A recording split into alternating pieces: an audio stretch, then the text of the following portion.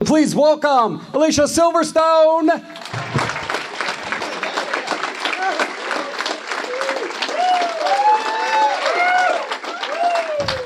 Thank you so much and welcome. Thank you. So nice to have you here. Thanks. First time in Pittsburgh? I think it is my first time in Pittsburgh. It's really pretty. Thanks. I didn't expect it to be so beautiful. It was all green driving here. You caught us on a good day. Yes, it's very pretty. So before we get to questions, I'd like to ask, I hear you're slated to be in the next season of American Horror Story. Is there any... I'm in American Horror Stories season finale. Oh. So they make American Horror Stories are each one is its own little movie. Right. So it's its own little movie. And do you know when that's going to be out? You can't hear me? Now you can. There you go. Sorry. It's in I think it's in September. Okay. It's the season finale, so if you're watching American Horror Stories, it's the last one. So there you go. Don't miss it. Super. Would you mind getting some questions? Of course not. Okay, then let's do that. Who's got it right here, right down front? Did you like George Clooney and Christopher Donald when you played Batman Woman? Batman Woman? Bat Baby? Bat Baby. I like to think of myself as Bat Baby. Yeah. Yes, George Clooney was so dreamy and sweet to me. He was so nice. There were weird things going on, and he was always there to protect me. So I was very kind. I was very grateful for him, and he's just a really nice person. So it was fun. We'll go over to that side of the room, over there, the far side. Hi. What is your favorite movie you've ever been in, and why? Hi. That's a really difficult question and a good one, because I've loved a lot of movies that I've been in. I loved doing The Crush because it was my first movie ever. And I didn't think I was going to get the job. I was heartbroken that I wasn't going to get the job. For some reason, I really needed to be in The Crush.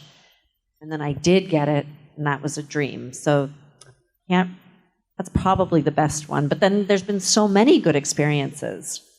So I don't even know how to go through them. But I love doing Broadway plays, too. So, I like a lot of different things. They were there at a Broadway play I was in. What play was that? That one was The Graduate, but the last play I did was, what was it called? Of Good Stock. And that was really great. And I did one with Laura Linney called Time Stands Still, and that one was really amazing. And one with David Mamet. A lot of great. It's wonderful doing theater. Awesome. We have a question right down the middle. Okay. Hi, Alicia. I was wondering what your process was of transitioning from the darker roles of like the crush or the babysitter, and then just flip that into the more comedic role of Clueless. Well, it's a funny thing in our business because sometimes people see you one way, and then they, before Clueless, all I did was serious movies. I did The Crush, I did The Babysitter, Hideaway, True Crime. What else? Le Nouveau Monde, a French film with James Gandolfini. And so I was just serious. And then all of a sudden, Clueless came along, and I didn't know that I could be funny. And the woman that I worked with said to me, if you just take everything as seriously as you do, it will be funny. And so that was helpful. But then I think I sort of was doing comedy for a while, because then that's all they think you know how to do then. They forget that you know how to do the other thing too. And then I did theater, and that allowed me to be seen differently as well. So now I've been doing serious, very dark, serious stuff over and over and over again. I can't remember the last thing senior year was funny. But I just did American Horror Story, and before that, I just flew from Toronto where I was shooting I guess it's a comedy, but I don't know. We'll see. But some really weird artistic things, and The Lodge, and what's that movie with Nicole Kidman and I can't remember. Okay, sorry. Oh, something about a deer. Killing of a Sacred Deer. That filmmaker is so brilliant, Yorgos Lanthimos. And so I've been doing a lot of arty, weird, wonderful things. Question right here, and I bet it's two-part. All right. Hello, Alicia. Wonderful to have you with us today. Thank you. I just want to say before I get to my question, you were wonderful in all the movies that I saw you in, especially voicing Sharon in Braceface. Oh, thank you. And you were also great in the Batgirl costume you wore. Batgirl what? In Batman and Robin. Oh, the thank Batgirl you. costume you wore Okay, thanks. looked amazing in it. Thank you. Okay, so the two-part question for you is, what was it like working on the films Clueless, Excess Baggage, and Blast from the Past? And the second question is, what was your fondest memory of working with Brittany Murphy on Clueless and the memories and life lessons she left behind for you to treasure both in life and your role as a mom? Big questions. Yep. I already forgot the first three movies. You said, Clueless, Excess Baggage, and Blast from the Past. Well, Clueless, I had been working back to back on 9 films, right? One after the other. I was so tired by the time I got to Clueless that I was just delirious. And for me, I was in every single scene. So while the boys would frolic in and out, you know, Paul Rudd and Breckin Meyer and Donald Faison, they would just sort of come and go. They were all having so much fun. And I was like super serious working girl. So my experience was that I was doing a job, and I loved playing that character. But I didn't have as much loosey-goosey fun as I did later in projects. But playing Cher was so much fun. I mean, she's a funny character. And then Excess Baggage was incredible, but so hard. I produced that movie, and I, had no idea what I was doing at all. And so that feels like another lifetime ago, and that was an incredible experience. And Benicio del Toro and I just did another film together I'm really excited. It was so amazing to work with him 27 years later. Every day was such a trip because it was like, can you imagine spending all that time with someone 27 years ago and then suddenly being right in front of them again? Very weird. But anyway, that's an exciting project that's coming out soon called The Reptile. And Blast from the Past was fine. There was a little girl who was the daughter of the director that I was in love with. She was 5, and I just wanted to eat her little face. And so I went on a hike with her recently. Her father passed, and she's a grown woman now. But she also remembers, I would just follow her around. She would follow me around, and that was my favorite part of making Blast from the Past. And the costume designer and I became dear friends, so that was lovely too.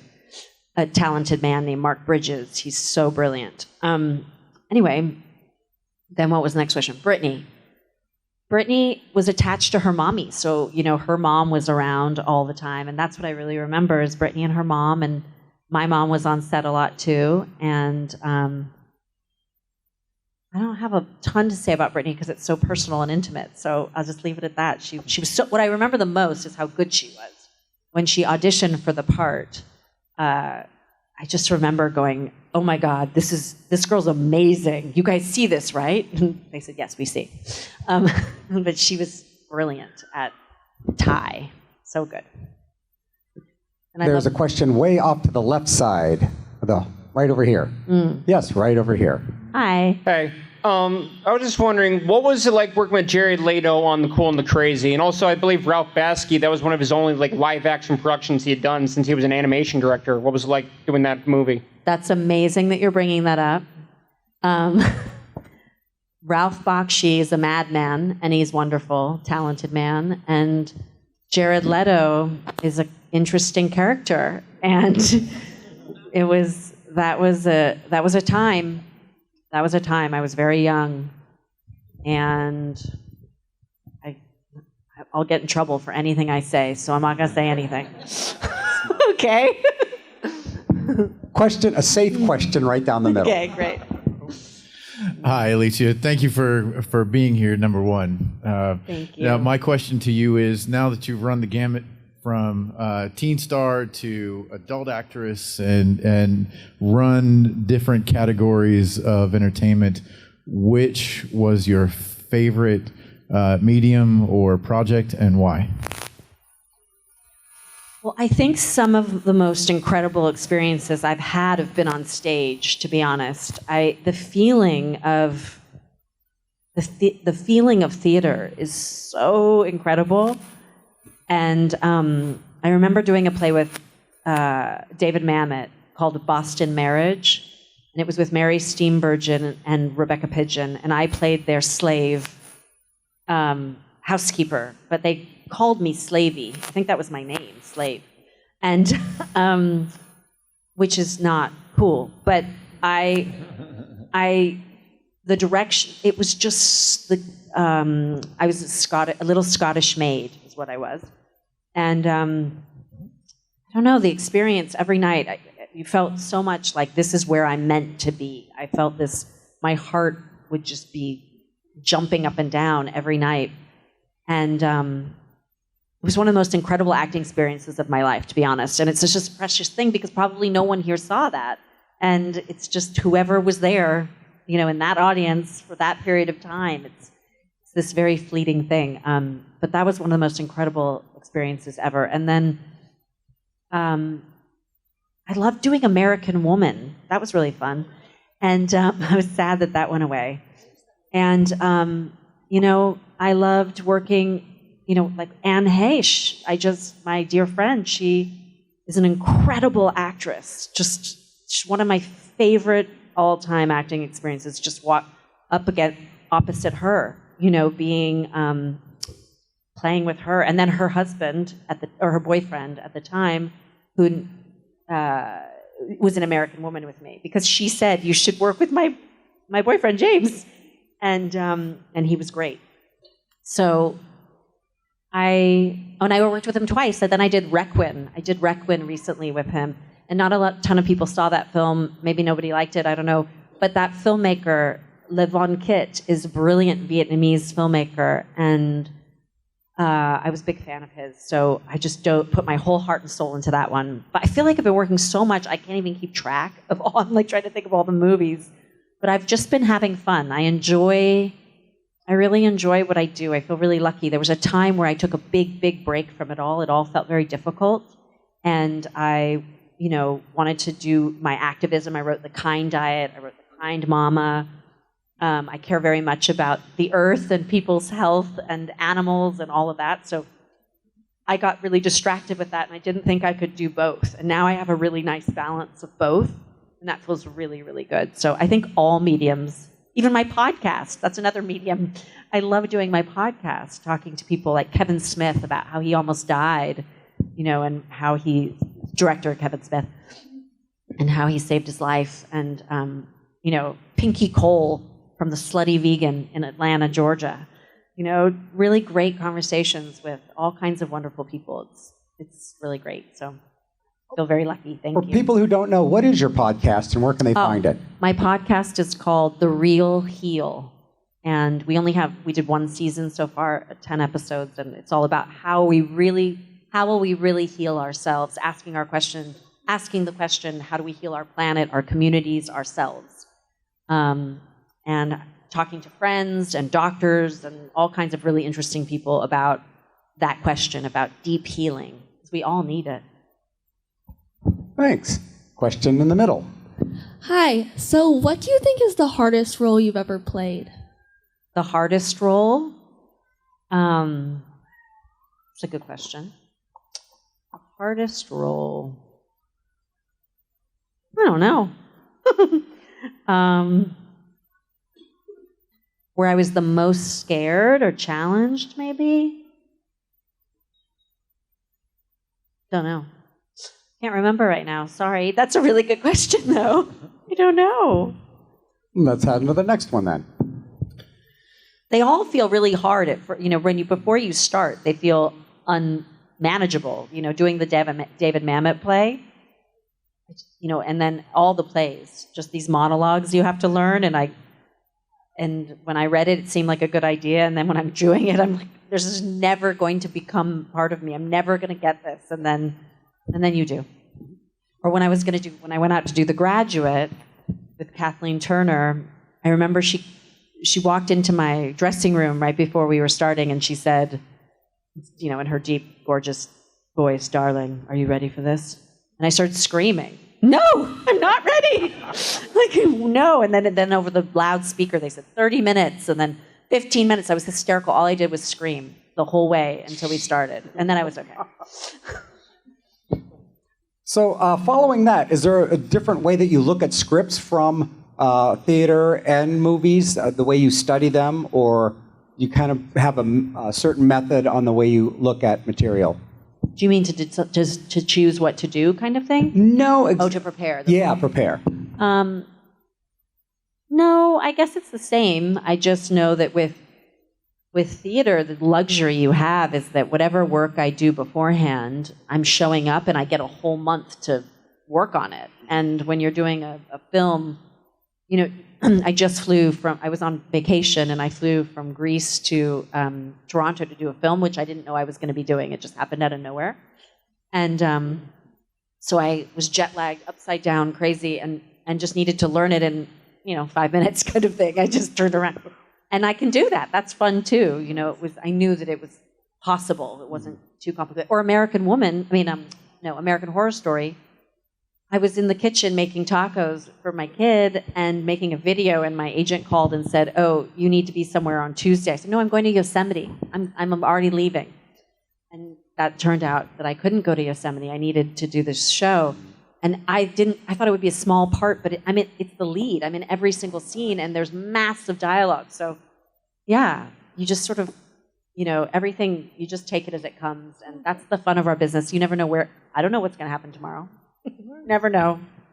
And we have a question coming up now. You never know what that is. Hi, thanks for coming on out to the Steel City Con, of course. Thank and you. also for mentioning Anne Heche and everything, too. Obviously, big up to her and positive energy. Hey, quick question. You mentioned your 2 books, and specifically also the vegan one. What's a good, quick vegan thing that you think everybody should try? What's a good, something we can just take hold of or something along those lines? Thanks for asking that. It's my favorite thing to talk about. I have a YouTube channel that you can go see me cooking all kinds of yummy dishes that are very easy. The go-to thing in our house that's really easy so that you're getting everything you need nutritionally are the great tacos, because who doesn't love a taco, first of all? They're so delicious. And you can make them so healthy and so good for you. So that's probably the best thing for a quick, easy thing to do. But on my YouTube channel or on The Kind Life, you can find all these different things that I make. And in both books, there's great recipes. There's this one's delicious, but it's a little fancier. But it's crostini with leek and artichoke and pesto and mushrooms, and it's so divine.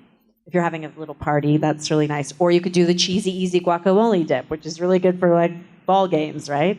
Or whatever games. What do you call them? Ball games? Yeah. Or ball games just for baseball. Maybe it's just for baseball. Nah. Was that a ball game? Okay, well, I don't know. I sound like a grandma. Sorry. But I think that reading The Kind Diet or following me on Instagram and seeing the stories of what we cook and make, the amazing thing is you really can make your life better through food. That's if I share any secret of my life with anyone, it's the magic of what food does. From meal to meal, you can feel the difference. If I eat naughty, food that's not fueling me, not nourishing me, it's just delicious, but it's not, it's harming my organs and making me tired and sluggish. And then you could just change that in one meal. The next meal you have, if it's filled with lovely veggies and brown rice or quinoa, but done beautifully. I'm not talking about boring, gross food. I'm talking about delicious food. And, beans or tempeh or seitan. And then all of a sudden, you just feel so vibrant and awake. I used to take allergy shots twice a week and an asthma inhaler all the time, 3 times a day. And I had cystic acne all over my face, and my nails were really brittle. And once I went vegan, immediately, I just sat taller. My whole energy shifted. I felt like I could walk through the world knowing that I wasn't contributing to suffering. That felt really good to me, knowing I was on the a part of the solution and not a part of the problem. And just my health changed. I no longer needed an asthma inhaler. I no longer needed allergy shots. My allergist called and said, "Why have you not been here in a year?" And I said, "Well, I don't have any allergies anymore." And he said, "What did you do?" And I said, "I went vegan." And he said, "I've heard that works." And I said, it did. And I said, "But why didn't you tell me?" And he said, "Well, I wouldn't have a practice, would I?" And he was joking, but was he? So I just noticed that everything got better. I haven't needed any medicine since then, and except I did get in a dog fight, and I had to have a bunch of stitches in my legs. And then that I needed I think I had to take antibiotics for that. But other than that, I've never had to take anything, So I think it's a good idea to get your legs sewed up if it gets ripped apart. Good. I'm in favor of that. But food has been my medicine, is the point. A real quick plug. What is your YouTube channel? It's a good question. It's either my name or The Kind Life, because my books are The Kind Diet, and then there's a book, The Kind Mama, if you're thinking about getting pregnant or trying to get pregnant. And then, or you already are pregnant. It's helpful for all of those things. And then thekindlife.com is my website. My Kind Organics are my supplements that I make. So everything's under Kind. And I think that the YouTube channel is The Kind Life. Okay. Or my name. And do you have any of your books at your table? No, I should have brought them next time. Next time. Yeah. Let's grab a few more questions. You're going to be headed back to your table for more autographs and stuff like that? Yes. Okay, good. Yes. Good. Let's get a few more questions in, and thanks for coming out and doing this. Thank you for having me. I love that there's so many people in here. It's so nice. It is. Hi, I was wondering if you would talk a little bit about doing the Aerosmith music videos. Yeah, those were such a trip. And the director texted me yesterday, Marty Kollner. He's got to be 74. And he and I were buddies. After that, we would drive around and just get into trouble when I was really young. And he's just fun, man. Anyway, he saw me in The Crush. So he said, she needs to be in the Aerosmith videos. And then brought, I think, whoever the Aerosmith, I think it was John Kalodner. Does anybody know who that is? But this big guy from Innovative or Interscope or something, Interscope or something. But anyway, he came, saw the movie, and then they said, yes, she needs to be in the videos. And so they asked me to do that. And I didn't know what Aerosmith was or who that was or anything. Sorry. But I was just a kid, and I was 16. But I learned fast. They're incredible. And I loved doing them. It was just fun because Marty and I would just play and be silly. And they were all really weird and highly sexual, I get now. But at the time, I didn't know what was going on. I was just there having fun, and, it was okay. Let's do 2 more questions off to this side of the room. All right, I just want to start out with, I absolutely love Clueless. I've seen it more times than I can count. But one of the main things I like about Clueless is the fashion in it. And I was just curious what it was like working with the stylists in that movie, and if you could tell a little bit more about that. I love that you watched it so many times. I feel like your sister forced you or something. Oh, no. I came across it on my own. Okay. That's awesome. Well, I was not into fashion at all. I had a green T-shirt and a pair of jeans that I wore to everything and everywhere. It's like my lucky green T-shirt. And so I didn't know anything about clothes or fashion. I had no interest in it at all. And here I am doing this thing, which I didn't even realize how important the clothes were. They're critical. But I had to go to fitting after fitting after fitting, and I was so exhausted with it. I would just stand there and whatever. And I did, now I could see that I might be really into it and think, this is so much fun. But at the time, I was so over it. So Mona May, this brilliant costume designer, who also worked really well with Amy Heckerling, the director. And, Amy would take a shirt off in the middle of the thing. If she didn't like what I was wearing, she'd be like, try this shirt, and take her own shirt off, stand there in her bra, put it on me. She's so cute. So she's really was very influential in how they worked together very well, very collaborative. But on set, I remember I put on the outfits, And obviously they're incredible, these costumes. But I still had no idea what it all was going to be. And I sort of thought, what's this fuss about? I didn't, like, who are these people? And including who am I? What is this? And then when I saw the movie, and I took my son to see it at Hollywood Cemetery. They had it's outdoor, 4,000 people watching the movie together on this huge screen. It was so incredible. And I brought Mona May as my date, the costume designer. And I just kept smacking her each time a costume came out. Because, all these years later, you can just feel that each costume makes such an entrance. So I think she did a really incredible job. And I did another movie called Vamps with Amy Heckerling and Mona. And again, the costumes are really incredible. It's just not as well, it hasn't been seen as much, that film. It's not quite Clueless, but it's got the flavor of it, and the costumes are really great. We'll do 2 more questions, then she's going to be headed back to her table, which is actually in the room next to us. So let's get the 2 questions, one right here. It's kind of a 2-part question. One, what was it like working with Jennifer Coolidge? Because I feel like she'd be hysterical to work with. Did I work with her? In Clueless? Jennifer Coolidge is in Clueless? The mom, right? No? No, but I love Jennifer Coolidge, and I hang out with her and party with her. Apologies. She's fantastic. And I guess the second I part would love to work with her. Is, the little snap flirtation move that you do. Who came up with that? And do you still remember how to do it? Snap? Yeah. Wait, tell me what that is? The little flirtation move where you flip your hair up. Oh, this thing? Yeah. Is that what I did? Yeah, it was like you kind of bent down and you did the whole little thing. Oh my God, I don't know. I'm sorry. 2 strikes on a 2-part question. I'm so sorry. Off to the back. Let's make it good. Hi. First of all, I want to say that we absolutely love Clueless. My daughter and I watch it all the time. And my question is, American Woman was incredible, and I'm so sorry it didn't get a new season because it was so good. You were so good. What was it like to work with Kyle Richards? She seems incredible. Well, a funny story about Kyle Richards is, again, I didn't know I'd never seen that show.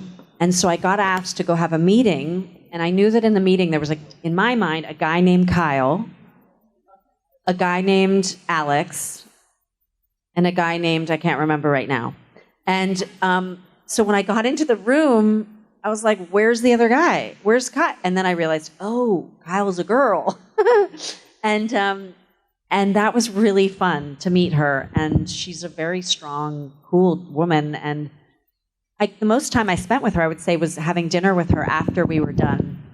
We all had dinner. She and I had dinner with Ginny, a producer on it. So that was fun. But, it's based on her story, but it's very loose. The show creator really took liberties and made it's what it is. So my involvement with her was not so much, but she was lovely. Well, thank you so much for doing this with us. Thank you. So nice to have you. Let's give it up for Alicia Silverstone. You can do better than that. Please check out her YouTube channels, website, all that good stuff. Thank you so much. One more time, she's still in the room, Alicia Silverstone. Hi, this is Aaron Ashmore, and you are watching Fandom Spotlight. Be sure to like, share, and subscribe like now. Oh, and have fun and follow your fandom.